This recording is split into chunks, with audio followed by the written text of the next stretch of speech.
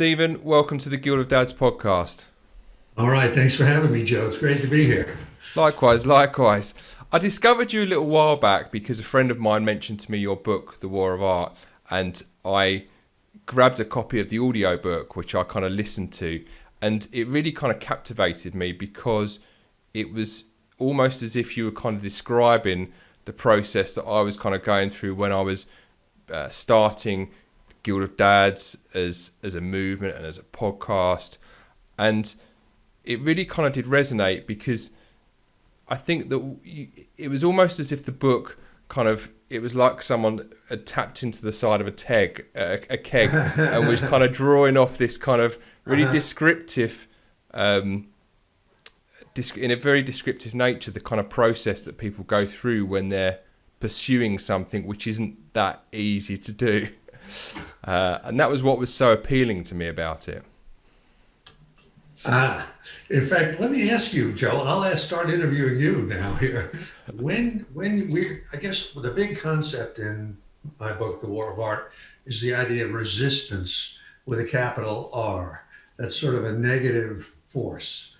And I, as a writer, I can relate to that because it comes off of this thing right here, for me.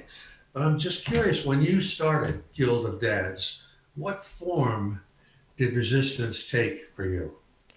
It took procrastination, I think, was probably the biggest thing.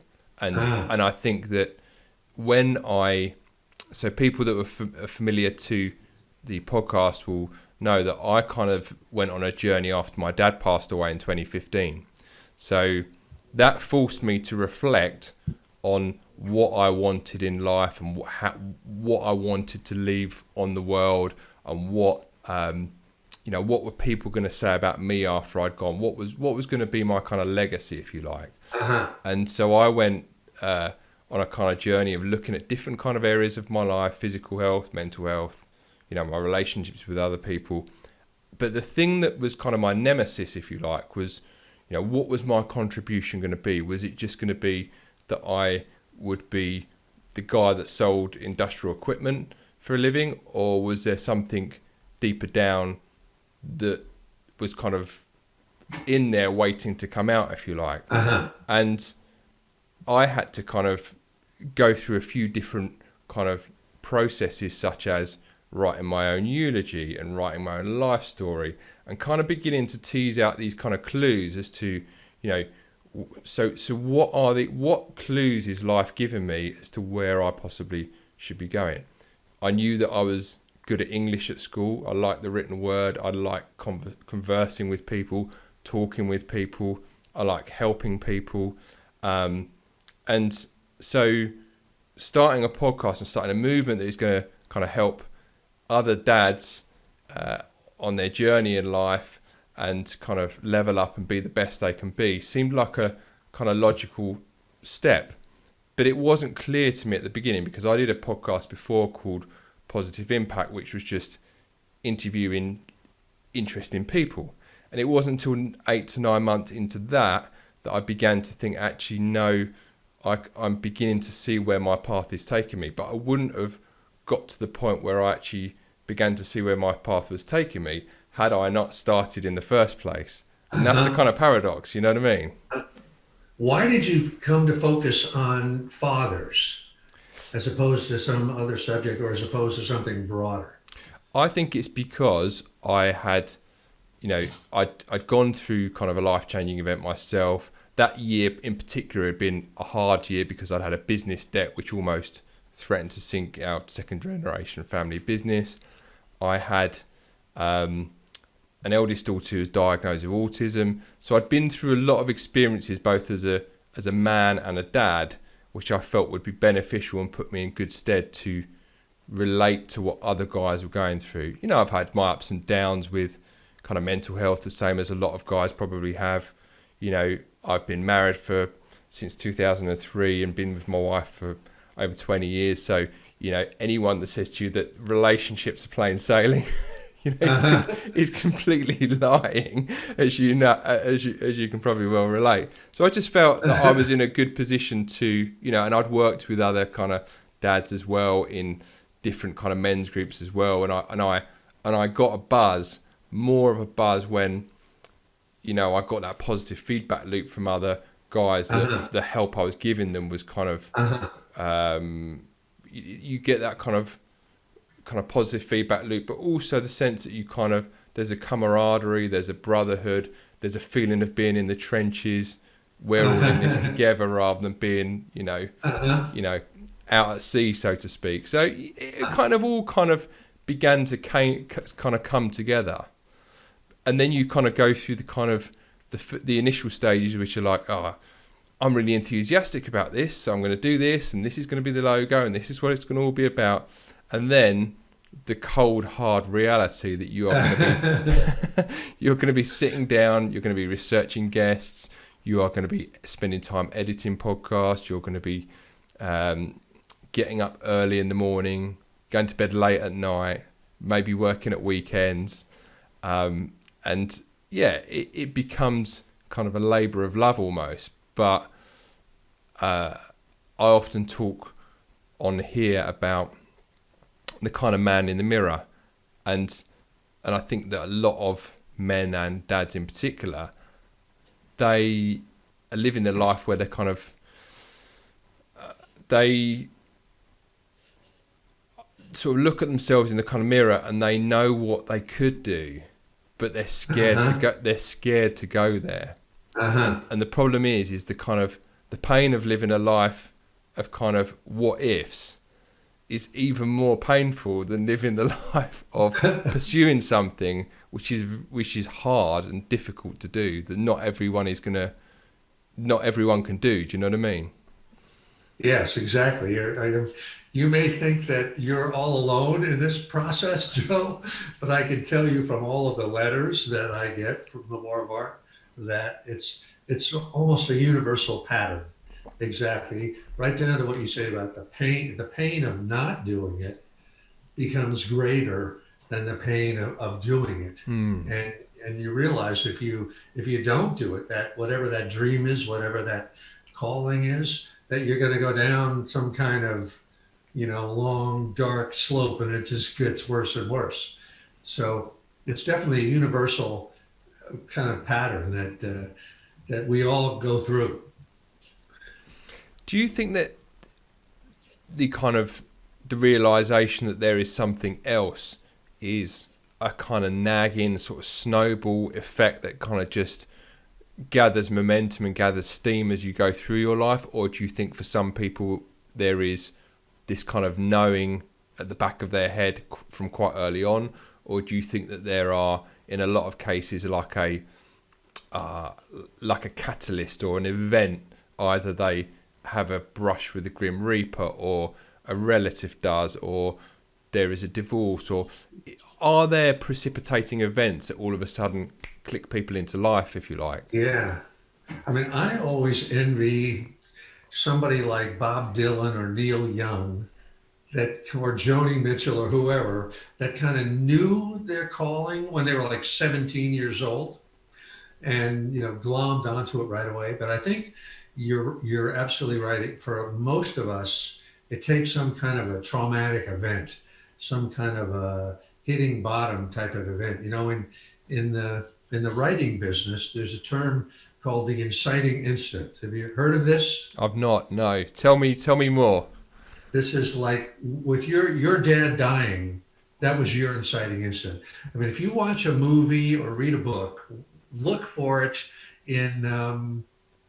Like in any movie, within the first 10 or 15 minutes, there'll be an event that sort of changes somebody's life, you know? Usually a story will start with kind of setup. You see the person in the life, wherever they are, and then something will happen, you know? Oftentimes it's a death, it's an accident. If it's like an adventure movie, it could be Indiana Jones and he's suddenly off, you know, whatever, you know? Somebody kills somebody, whatever. But in our own lives, it's usually something that really shakes us up and makes us think, you know, the way we're sort of going along, kind of unconscious day to day, just living our lives.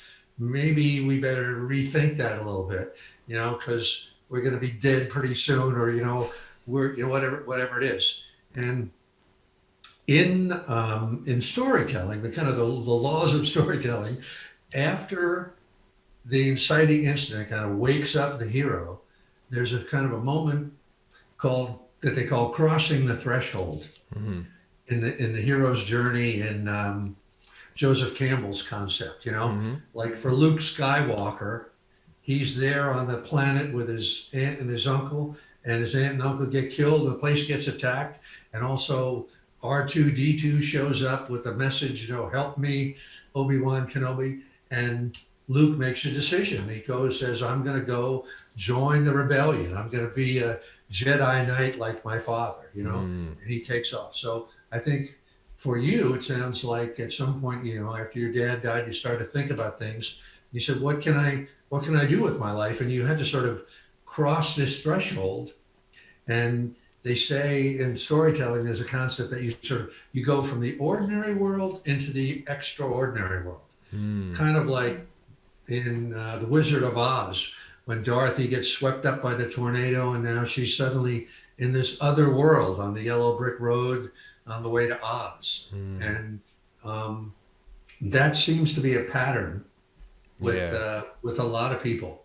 And we always have a choice. We can always go back, but if we do that, that's a real losing proposition. It's kind of like the story of the Exodus of the Hebrews from ancient Egypt, from bondage, right? Moses comes along and everybody says, slavery sucks, let's get out of here, and they take off. But then there's a moment when they enter the really hard part of the wilderness, and they're starving and it's hot, and where they sort of rebelled against Moses, and they say, we want to go back. We want to go back to our bondage. At least we had, 3 square meals a day, even if we were slaves, and under the overseers of the Pharaoh cracking the whips on us. So that's another sort of big resistance with a capital R moment, where we sort of commit to something and then we think, uh-oh, what have I done? This is really getting scary. It's like David Mamet, the writer, has this saying of, it's hard to remember that we set out to drain the swamp when we're up to our ass in alligators. And so that sounds like the moment you were describing to me when you were talking about, I've got to get up early, I've got to stay up late, I've got to record the podcasts and transcribe them. Anyway. Yeah. So, and I do think a lot of times it takes a moment that wakes us up. And there's a really interesting, you talk about kind of Indiana Jones, there's a scene, I think it's in one of the last films, where he's with Sean Connery, and he's got to cross this kind of, he's got to traverse this kind of abyss where there's no walkway, and Sean Connery, the character of Sean Connery, is kind of laying down and he's saying, son, you must believe, and then he's looking out and he just steps out, and this invisible kind of bridge forms under his feet, but when you reflect back on it, you're thinking, actually, is he saying to Indiana, you must believe in God, or is he saying you must believe in yourself? And actually, it's clever what the writers did with that scene, because actually, when you look at it, when you step back and look at it, he is actually saying you must believe in yourself, not you must believe in God. He's saying you must believe in yourself. And when he takes that mental leap of faith, all of a sudden the bridge forms under his feet. But you can't. That's an amazing thing, isn't it? That does seem to be true. It's counterintuitive, right? There's no bridge there. How could this possibly be? But I think it's a belief, not just it's a belief in yourself and a belief in God, but really in a belief in the process that has sort of started. Because I do think once we kind of commit to something like that, something happens out there in the universe, on some level beyond just the material. A process is set in motion, and aid does come to us. I'm sure that in your process, people have appeared in your life that you never would have known in any other way, and that provided something for you. Maybe not money, but an insight or encouragement or an introduction to somebody else, or somebody hands you a book and says, read this. And that, to me, is all sort of brought about by the commitment, that in your heart and in your mind to follow a dream, to follow something that you were put on this planet to do. Not just Yeah. you, but anybody. Yeah, it's almost like the law of attraction starts a flywheel effect, I always Yeah, think, where you kind yeah, of like, and the more it spins, the more it kind of draws stuff into this vortex, if you like. yeah, And you're right. A- After sort of a couple of months, you speak to someone and they say, I think you might want to speak to this person, or I think, given your ideas, you might want to read this piece of information or read this. And it's like I mentioned, when I mentioned you in a social media post a couple of days ago, your thought begins to kind of frame itself differently.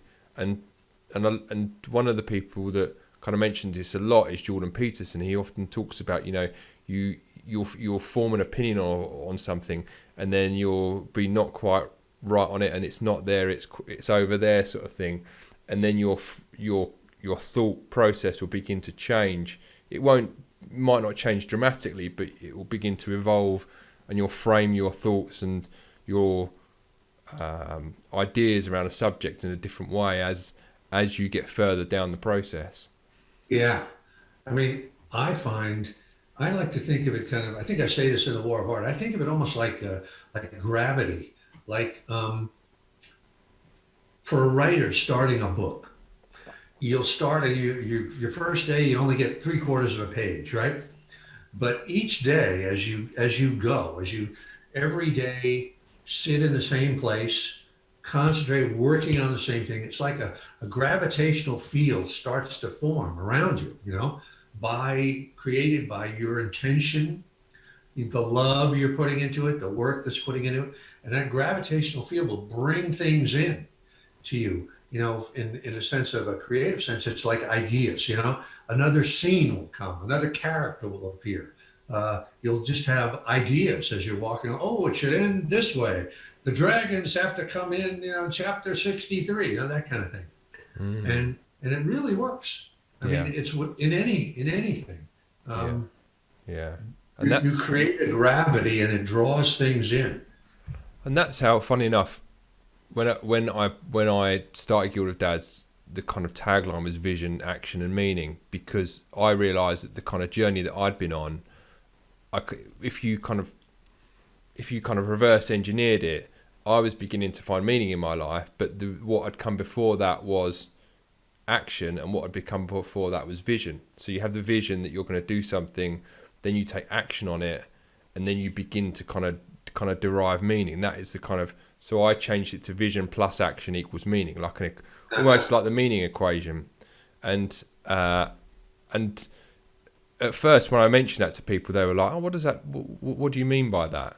And then I'd explain it to them, and then they'd say, oh yeah, I get it. The kind of penny dropped, and then they would begin to sort of think how that had played out in their own life. And and then you explain it to, then I'd explain it on a macro and a micro level, and say, look, this can be on big stuff, but it can be on small stuff. It could be, right, I'm going to build a shed in my garden, and then you take the action to do the shed, and then you at the beginning at the end you stand back and you're like, I've done a good job there, and I'm satisfied, and I've got purpose and fulfillment from it. And it can be a small thing, or it can be big things in your life. You know what I mean? In fact, I'll turn this camera around a little bit. I don't know if you can see this.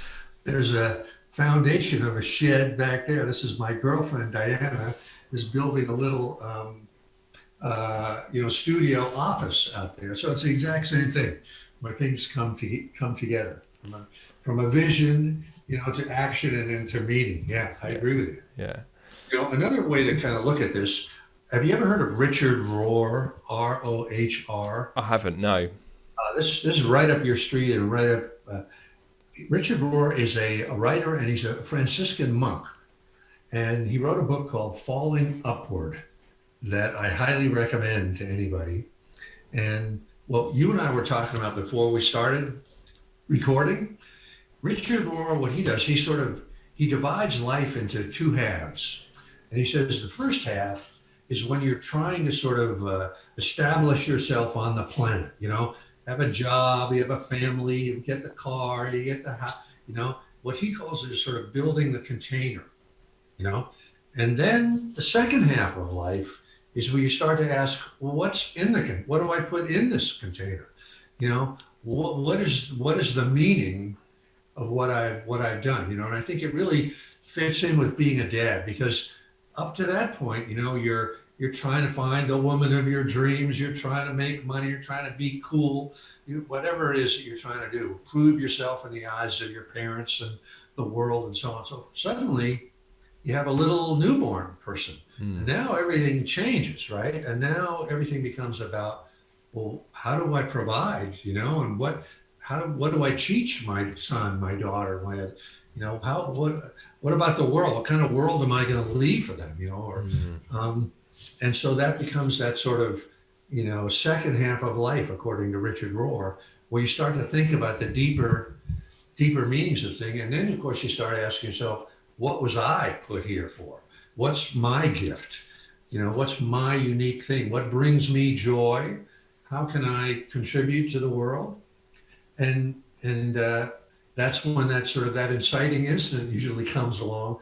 Something shakes us up. You know, I just was reading a thing about another gentleman who has a podcast, and he was in a car. He got his bicycle, he got head on hit by a pickup truck, and had 18 operations. You know, and while he was lying there, you know, he said, "What am I doing with my?" You know, he was a success. Everything was going, but he had to ask himself, "What's the real meaning? Because I could be dead tomorrow." You know, and am I so? Anyway. Yeah. I interviewed a guy called. I'll make a note of that, and for anyone listening or watching, I'll link it up in the show notes as well. Once I've tracked that down. But it's interesting because I spoke to a guy called Andrew Marshall, and he, a few episodes back, actually at the beginning of this, and he talks about what you described as the middle passage of life. And he said the problem is that, well, he said there's different ways that you can approach the middle passage. You can either kind of realize that you're kind of in the midway passage of life, and then you realize that actually you go through that process of what do I want next.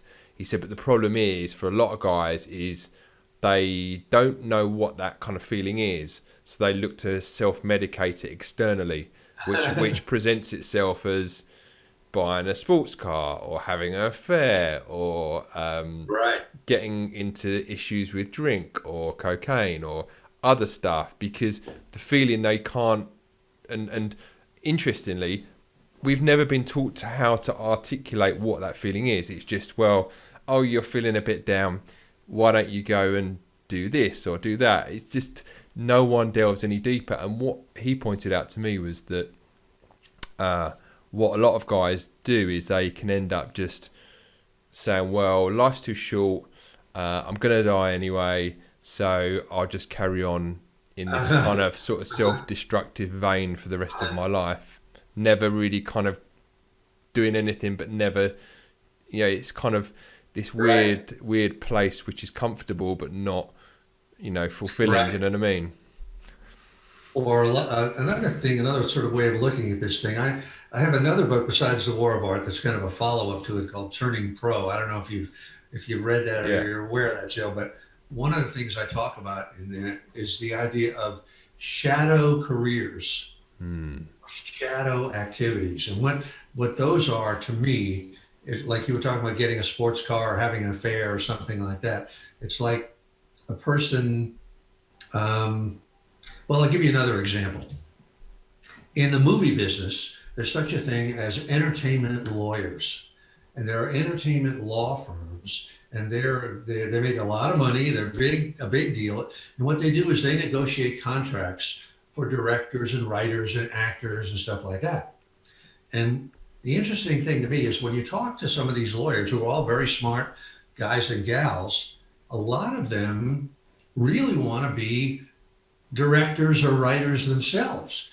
But because they were sort of afraid to make that big leap, they choose this career in law, which is adjacent to the creative field that they want, but it's not really that field. It's safer. They know, if you're a lawyer, you're always going to make money.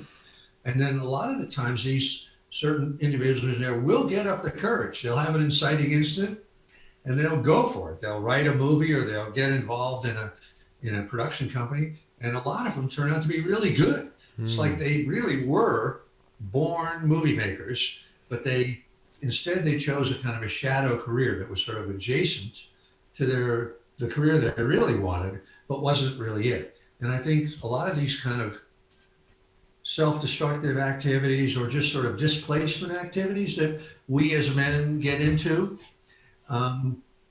sometimes they're shadow activities, and they're sort of a metaphor for what we really want to be doing, but they don't have the same risk. They don't carry the same risk. It's like, if we fail at racing sports cars on the weekend, that's not so bad for us, when really we wanted to climb Mount Everest or start a foundation that would help, poor kids or something like that. Yeah, it's kind of like a tortured creative. It's like a tortured creative, isn't it? Where you've kind of thought, actually, I'm gonna be a square, and I'm gonna try, even though I know that I'm a round peg, I'm gonna hammer myself into a square hole, which is I know is gonna cause me pain, but it's easier than trying to just accept that I'm a round peg that needs to go in a round hole. You know what I mean? And of course, there's tremendous social pressure on us, like from our parents usually, to get a good job at what, I mean, a lot of what John Lennon used to write about was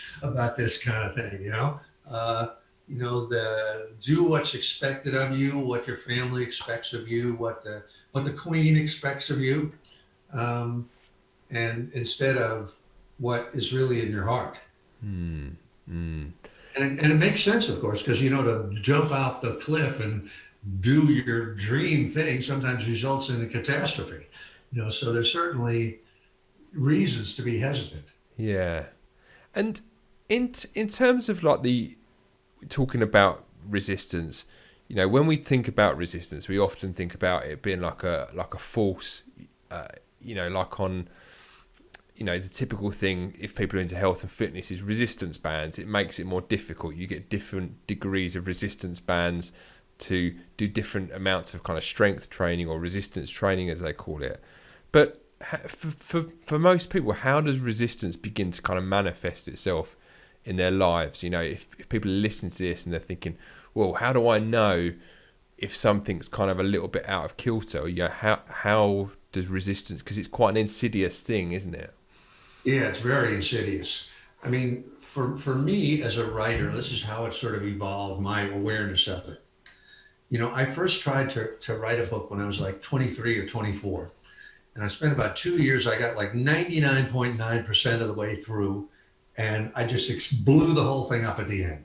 I lost my nerve. I freaked out. I just destroyed my whole life, marriage, everything. And I didn't know that was resistance, capital R resistance. It's a force that's trying to stop you from achieving what you really want to. Like, I held this keyboard up a little while ago, but we all know as writers, when you sit down and face the blank page, the blank screen, you can just feel this force negative force radiating off the page at you. And like you said, procrastination before, Joe, that's one of the forms it takes. Well, I'll do it, but I'll do it tomorrow, or it also takes the form of just plain fear, paralyzing fear. And it also is a voice in your head that tells you you're not worthy. The voice will say to you something like, oh yeah, that novel you want to write? Who do you think you are writing that? You're too fat, you're too old, you're too dumb. You never graduated from Eton or Harrow or any of those places. And every idea you've had is somebody else has done it before, they've done it much better, et cetera, et cetera. And that's kind of the force of resistance that, if you buy a treadmill and you bring it home and it gathers dust in the attic, you join a gym and then you never go. That's that force. And for me, like at the very start of the War of Art, I say that there's a secret that writers know that wannabe writers don't. And the secret is this. It's not the writing that's hard. It's the sitting down to write. Yeah. And in other words, that's resistance with a capital R. And I think I bet you could say this, that once you started, the podcast and the whole thing, it wasn't that hard. It was the starting it, right? The committing to it. That was the hard part. And of course, resistance reappears in many. It's not a one-time thing, as you know, that you defeat. It's like you were saying before, Joe, when you first started, you had a rush of enthusiasm and everything kind of carried you along for a while. And then, predictably, I can tell you, all of a sudden, resistance rears its head again. It's sort of like the analogy I use is like if we're setting sail for Tahiti from California, we're all excited. We pack the boat, we're ready to go. We take off. The wind is with us. And then after about a day or two, we look behind us and we realize we can't see the shore anymore. And we say to ourselves, holy shit, what have I done? And then maybe, I better go back in, And then when you're in the middle of it is another point. When you're in act 2, the real grind it out, the glamour's gone, the thrill of beginning it is gone. It's like climbing Mount Everest. Now you're in Kathmandu and you're waiting for all your stuff to arrive and it's hung up in customs. You can't get, and then at the end, there's always resistance at the very end of a project, right when you're on the brink. Like with me, when I blew up my first book at 99 point, you're just at the end, you're right about to succeed and you fumble the ball, on the goal line. So resistance comes back again and again and again. And to me, the whole trick of sort of achieving your dreams is being aware of that force, knowing that it's that negative force, knowing that it's there, respecting it, and knowing that you're going to have to fight that dragon, slay that dragon every morning. And it's always going to come back at you in new forms, very subtle, very diabolical, always trying to sabotage you. Resistance to me equates to self-sabotage. It's us getting in our own way. And I think once we realize that and know that force is there and that we're going to have to beat it every day, then things get to be a little bit simpler. It becomes a little more of a challenge that, we know we got to dig that ditch every day. Here's the shovel, shut up, and get out there and do it. And do you think that in time you can kind of begin to kind of make peace with it once you know it's there, once you know what its game is and how it's going to kind of pull out every weapon in its armory to launch against you, then you can kind of begin to maybe foresee that it's going to take these different kind of forms and it's going to work against you in that way. Yeah, I think to me, it never gets any easier. And it's always very subtle and nuanced in the way it's going to come try to screw you up. But at least if you've kind of overcome it over 100 days, then on day 101, it's a little bit easier than it was on day 1. Because at least okay, I have beaten it in the past. But the other thing is, I don't think you can ever get complacent or ever feel like, oh, I've got this made. Because then, you're going to get blindsided. Why do you think it seems that the kind of some of the it's always the kind of most important and life-changing pursuits that create the most resistance, more so than the stuff that actually doesn't really kind of matter too much in the whole kind of scheme of things? I'm not sure what the real reason for that is, Joe, but you've really hit something right on the head here that's really important. And that is that the more important an activity or a dream is to our fulfillment on the soul level, the more resistance we'll feel to it. If it's just a little thing, we'll only feel a little bit of resistance. But if it's, our white whale, whatever it is, we'll feel monumental resistance to it. So in a way that can be a good thing in the sense that it can tell us, like if there's I'm sure that people that are hearing this right now, in their hearts, each person's thinking, oh yeah, I know the thing I ought to be doing. I ought to be starting this, this foundation for whatever. Or I'm always a movie. I've always wanted to write a symphony or whatever it is. And the level of resistance that one feels is directly proportionate to how important that is to you. So if you feel monumental resistance, that's a good sign because it shows that there's a dream there. There's a real dream. And if you can fulfill that dream, well, then the payoff is really huge for that. Another analogy, here's an analogy I use sometimes. It's like if resistance is like a shadow, and if we think of this as a tree in the middle of a meadow, then the tree is the dream. It's the symphony we want to write. It's the book we want, whatever it is. As soon as the dream appears in the meadow, the shadow immediately appears, right? But the shadow wouldn't be there if there wasn't the tree. So when we feel that shadow, that tremendous fear, self-sabotage, etc., it's a good sign, because it wouldn't be there if there wasn't that dream that we need to do for our soul. Yeah, and I like that you've used analogies and metaphors to describe it, because I think that the subject of what we're talking about tonight is such an abstract, kind of untouchable subject that we all know is there, but we can't normally kind of see it or feel it because it's not a tangible thing. And I think in using analogies and metaphors, it really does help to kind of actually put a name to it and put a face to this kind of thing that people are struggling with, that they don't know what it is or why it feels this way. It's just this kind of malaise that they know in their gut that's there. You know what I mean? Yeah, malaise is a great word, because to me it's almost axiomatic. If you feel a malaise, that's resistance. It means that there's some dream percolating there, and that's what's causing that malaise. And the answer to it is to start working on that dream, to take the first step, and then malaise goes away like that. Yeah, yeah. In terms of like how resistance kind of enables the help of others, and let me rephrase this, the way it kind of enables others to get onto its kind of battle with you and with your what's going on the inside, it does tend to pull in other people exterior to you. So it could be friends or it could be relatives and stuff.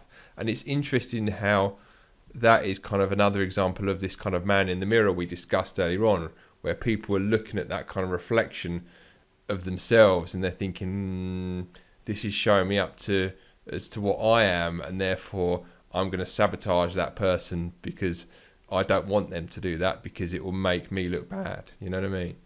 Yeah, it's exactly true. It's like resistance by definition is self-sabotage. But in the people around us, when we start to act on our dream, they, on some crazy dark way, they'll start to sabotage us too. I don't know, did you ever see the movie The Fighter, starring Mark Wahlberg? Yes, yeah. You know, he's a prize fighter. It's a real guy. It's based on a real story.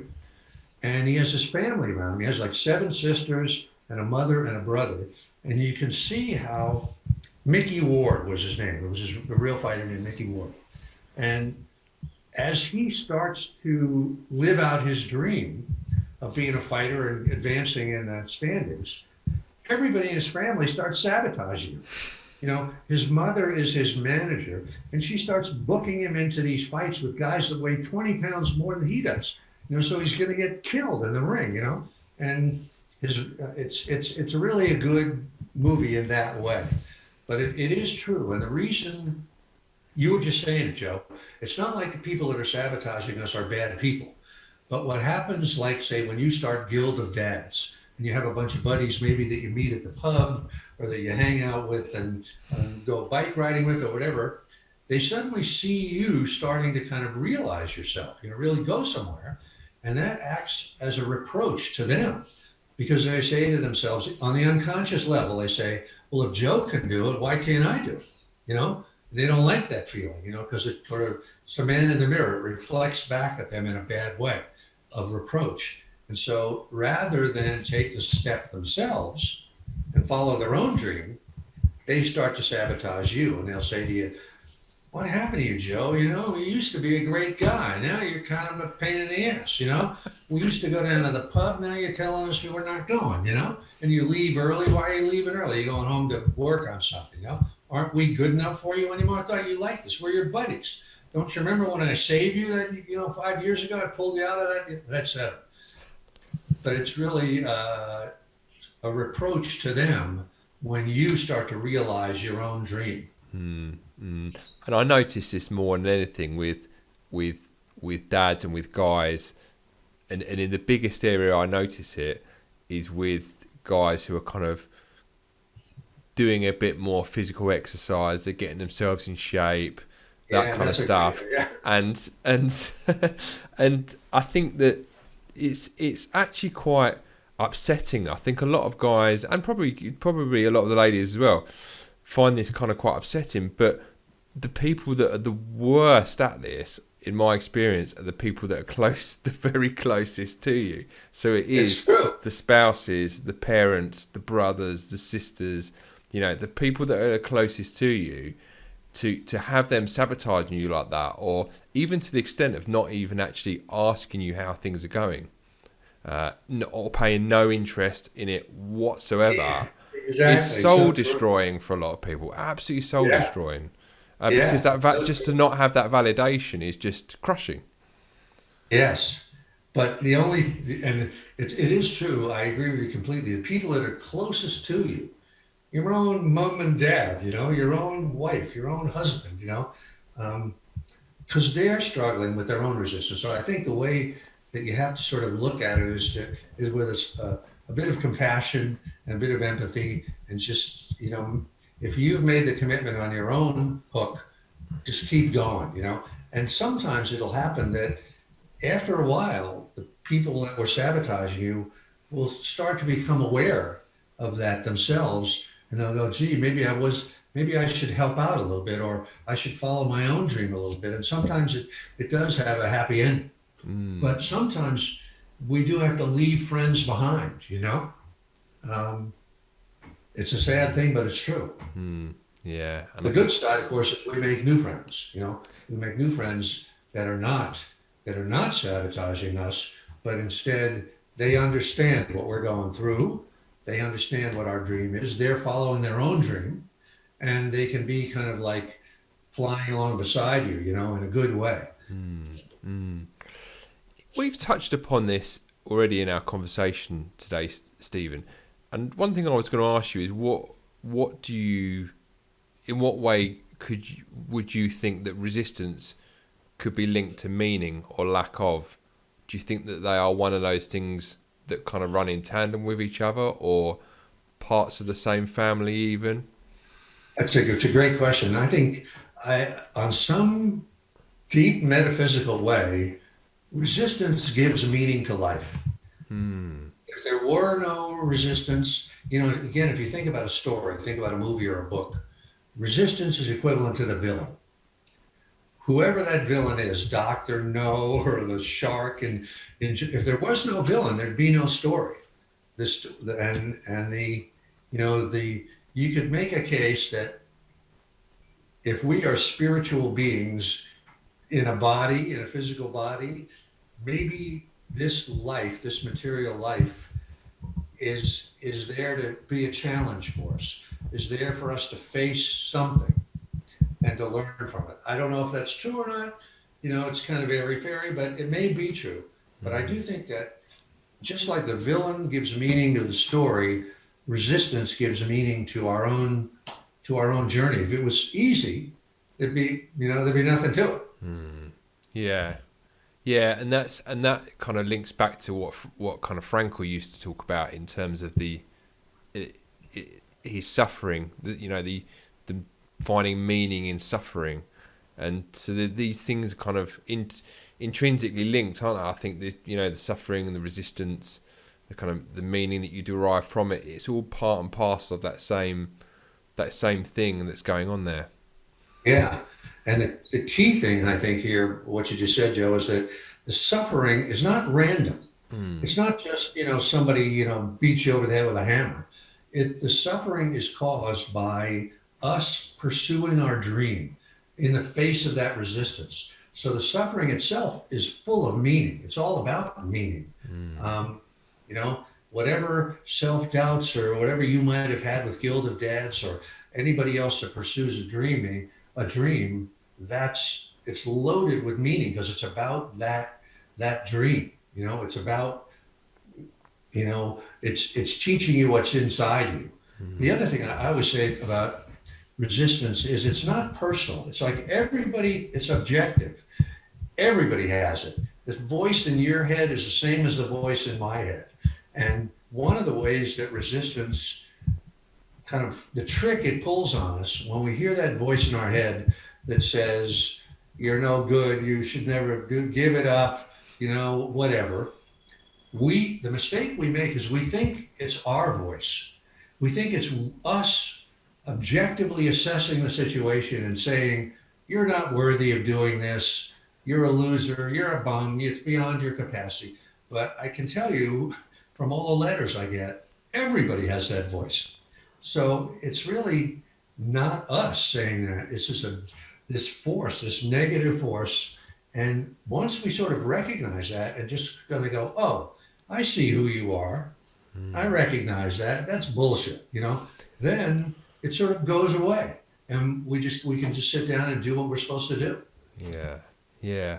And one of the things I liked in your book that you described was how society and the modern world almost provides like a sedative to the kind of symptoms of resistance. So it gives you a self-medication, if you like, against resistance. So that is kind of a second string to what is going on here. Can you describe that to me, how that kind of manifests itself? I mean, I always say, if you want to become a billionaire, come up with some product that lets people indulge their own resistance. And they did come up with a product that's called the internet. It's called social media. It's also called alcohol.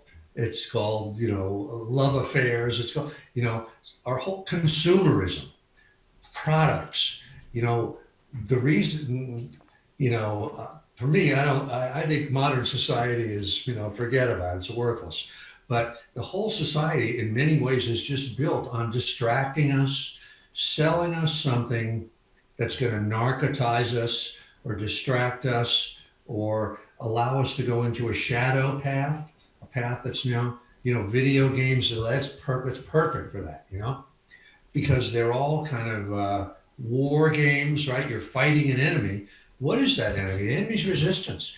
The enemy is the resistance that we should be fighting, writing our symphony or starting our foundation or whatever it is. But, when you have a video game and you're going, blah, blah, blah, blah, you're shooting guns, that's kind of a shadow version of that. So yeah, society almost in general feeds into our worst tendencies, our tendencies to sabotage ourselves and to distract ourselves. And I think when you find somebody that's kind of really on a good path, in one way or another, they've kind of pulled themselves out of society. Maybe they still go to the store, they still have a car, they still live in a house, but on some way they've kind of cut themselves loose from the bullshit. They don't believe it anymore, they don't buy into it anymore. They're on their own path, and maybe they're using some of society's tools to achieve their goal, but they're not buying into the whole consumerist distraction, matrix. Matrix, It's kind of like being a detached observer, isn't it? And this is kind of where awareness comes into the situation, I think, because I heard someone say that that a lot of people now are unconscious, and then I heard someone else say, well, what do you mean they're unconscious? Because to most people, unconscious means someone that's asleep or they've lost consciousness in a literal sense. But I think what people are experiencing now is a case where they're not fully aware and they're not fully present.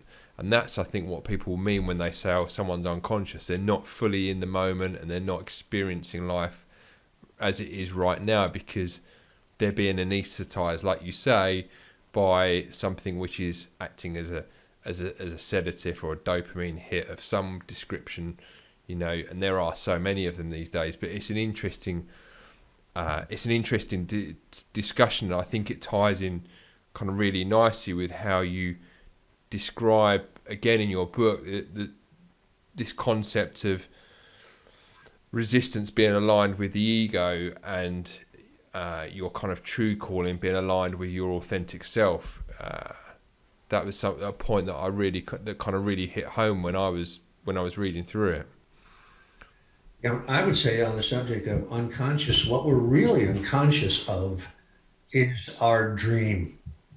I would bet, like I say, that people that are hearing this right now and they're in the privacy of their own, in front of their computer screen or whatever, so there's nobody looking at them to embarrass them or anything. Inside each person's heart is that little voice, and they know, this is my dream. That, I had it when I was 11 years old. I had it when I was 9. I wanted to do this, or, but I haven't, I've repressed it, I've let all of the other stuff covered up. That's what we're unconscious of. And like when you were saying, when your dad died, or when we have that some kind of powerful moment that shakes us up, it's like, then we suddenly become aware of that dream. We become conscious of that.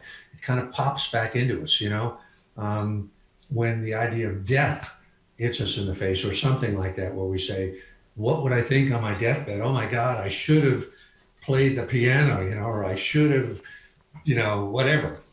And so I think that's what we're kind of, we are unconscious, we are walking around unconscious, and that's what we're unconscious of. And once we let that into consciousness and we decide to act on it, then we, like I say, we cross that threshold and we enter a whole new world. And your whole life can change without anything actually happening other than a change in your mind. And you talk about this in relation to Tom, is it Tom Laughlin? Yeah.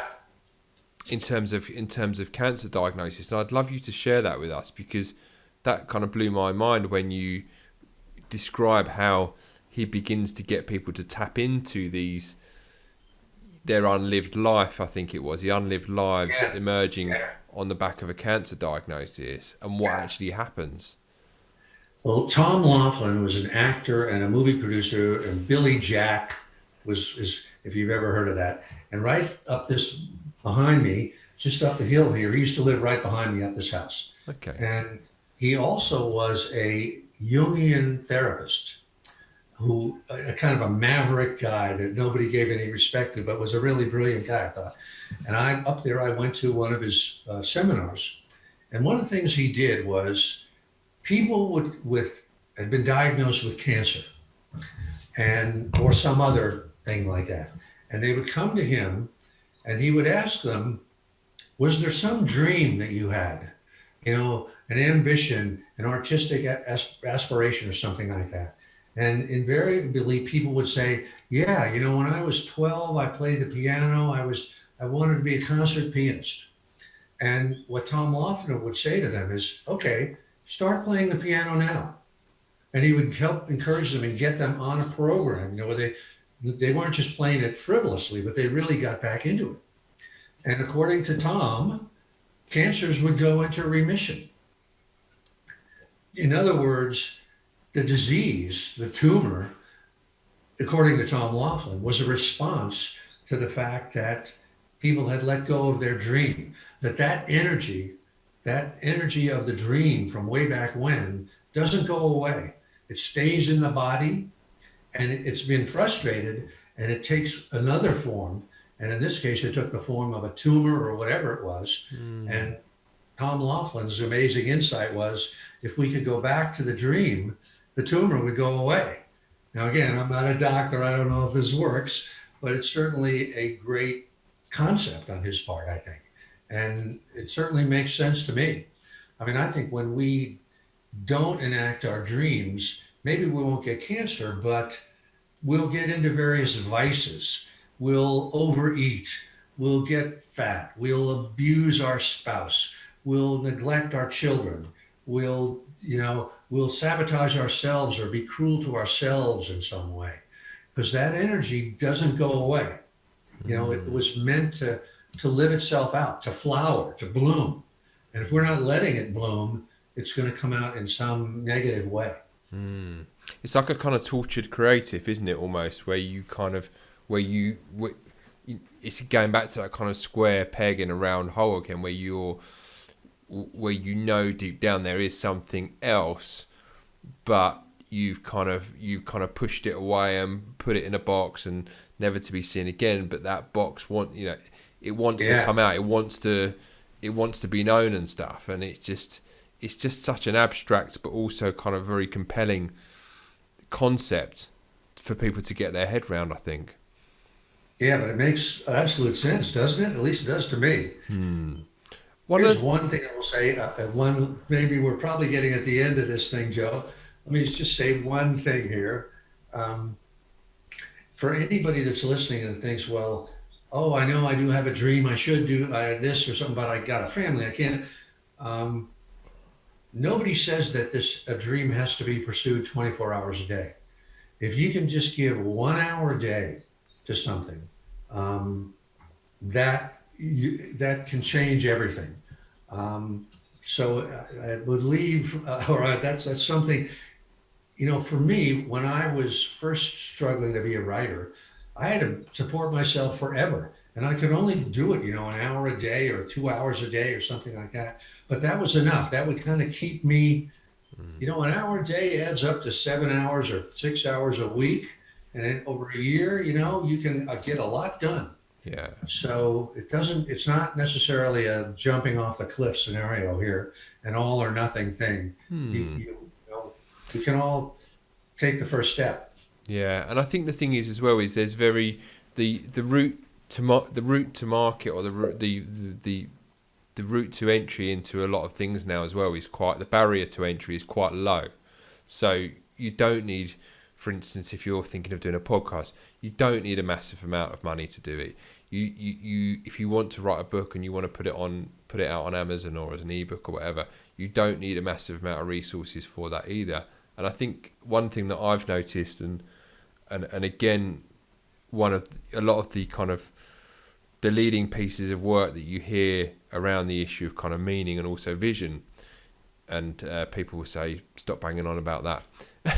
The vision doesn't need to be set in stone. It's kind of one of those things where you kind of set sail and then you're like, to use the maritime analogy that you did earlier on, you can set sail on it, but it may well change and it may well alter. But I think, again, in this modern world, we have stuff so fixed in stone that if it doesn't happen, then I'm a failure and I've got it all wrong and all the rest of it and stuff. But in actual fact, this thing is meant to be this journey of life is meant to be a flexible thing that kind of, it's not linear, it's not straight line. If there's one thing I've learned is it gently meanders from side to side, and it may go that way, then it may go that way, then it may go that way. You know what I mean? Yeah.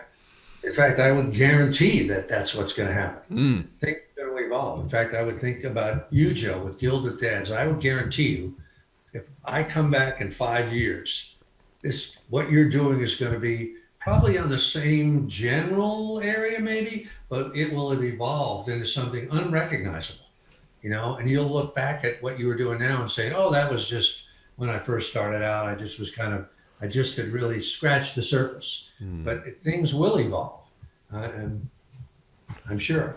You're positive of it. One of the things that I like, I'm just going to wrap up on this soon, Stephen, but one of the things I wanted to quote from your book is that you say the real fear is that of the fear we will succeed, and you follow on by saying embracing ideals, we must prove we are worthy of them. And I thought those are both very kind of profound statements that you made in the book. I certainly agree with that. What I said, 20 years ago, that the fear of success, I think, is really the biggest fear of all. And it sounds crazy, right? It sounds counterintuitive, like we all want to succeed, but when we do succeed, then we have to be worthy of this gift that we have. And that's really scary. The other thing I think is that we're all sitting on a reservoir of dynamite, we're all capable of amazing stuff, but we've been taught since we were little, to tone those things down, right? And I think it's scary to tap into, because you think, oh, my ego is going to get out of control. I'm going to become a monster. But when we follow a dream, the dream is always so difficult and so all consuming that doesn't happen. We wind up being servants of the dream and of donating, our soul substance to that dream. And the dream is usually in the service of others when all is said and done. Even if it's a book or a movie that you would think is, your hope it sells, but people enjoy it. People, it changes people's lives. It's a gift to others. Like what you're doing is a gift to, all kinds of people that are trying to find their way, or, whatever, trying to just get answers for everyday stuff or for greater than everyday stuff. Yeah, I like Fear it. of success, it's a big one. I like it. It is a big one. It is a big one. I am going to begin to wrap things up. It's been a fascinating discussion tonight, and like I mentioned on social media recently, there's a couple of people that I really do kind of resonate with on a level where I kind of I kind of almost hardwire into what they're saying. And your book, The War of Art, was one of those books where I just kind of write, actually, this book is kind of, I'm hardwiring into this one because it really does describe kind of what I'm going through. One of the questions that I ask all guests that come on to this podcast, and I don't ever prime any of you guys for it, is this question. Steve, what is it in life that gives you meaning? When people ask me how I would do, what my occupation is, I say that I'm a servant of the muse. And I believe that there's a higher level of reality that does inspire artists with whatever work they're going to do. And so I'm just trying to kind of follow whatever the next project is and kind of surrender myself to it. And like you say, if you reverse engineer it, if you look backwards over what you've done in the past, you can see that there's a certain pattern to it, and that you're on a path, even though you might not realize it yourself. And you are expressing something, some authentic essence that you were born with. So I'm just trying to, contact that higher dimension and then serve it as best I can. I like it. I like that a lot. And in doing so, help others do the same as well. Yeah, it's sort of another analogy I use. It's tuning into the cosmic radio station. There is something up there in the ether broadcasting for us, and different for me than for you. And so I'm trying to tune into that station and then follow along with whatever the music is. I do like that. I do like it a lot. That's going to give me something to think about for the next couple of days. That for sure. Stephen, what is the best way for people to find out about you, to link up with you, to shoot you a message if they got benefit from today's discussion, either through listening or watching it? How can people reach out to you? Any of my books are on Amazon or whatever the thing is. I have a website that's just my name, stephenpressfield.com. And I also have a little video series that's going now on Instagram and Facebook and Twitter. It's called the Warrior Archetype. And if anybody Googles that, they can plug in. I think we've done about 20 little 5-minute episodes so far. Mm-hmm. That'll get anybody started, follow around after that. The other thing I would say, in addition to The War of Art, there's a couple of other books. Turning Pro is a follow-up to that. And there's another book called The Artist's Journey that's kind of in the same vein. It's a follow-up. And those, I think, amplify The War of Art quite a bit. Yeah, I listened to the Turning Pro in the last week or so. And yes, that's filled up a lot of sheets on my A4 pad, that is for sure. Thanks, Joe. Thanks for having me on here on Gilded Dads. Likewise, I really appreciate you coming on and speaking to us today. It's been a fantastic conversation, and I'd love to speak with you again in the future on this or a number of different subjects. I'm sure there will be. We'll do it. Excellent. Thank you very much, Stephen. Thank you, Joe. There you go, sir.